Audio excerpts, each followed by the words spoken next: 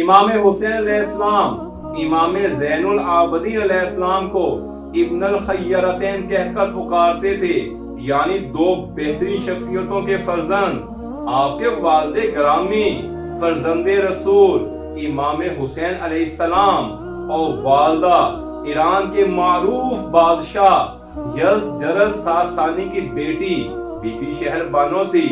ایک شاعر ابو الاسود دوئلی نے آپ کے نسب کی تعریف کرتے ہوئے کہا کہ اس فرزند سے بہتر نسب ہو ہی نہیں سکتا جو فخر کائنات رسول اللہ صلی اللہ علیہ وآلہ وسلم سے ہو۔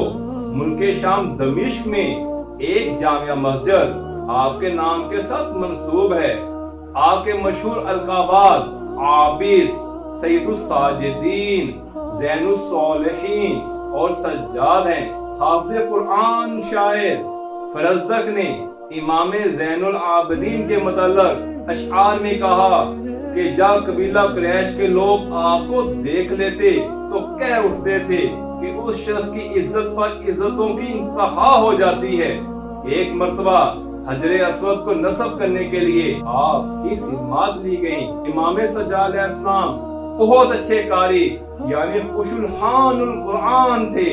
فرزدق شاعر نے آپ کے متعلق فرمایا ھذا الذی تعرفہ البطحہ والبیت یعرفہ والحل والحرم، یعنی یہ وہ شخصیت ہیں کہ مکہ کا قرب و جوار اور بیت الحرام ان کو جانتے ہیں۔ آپ کا یوم شہادت 25 محرم الحرام ہے۔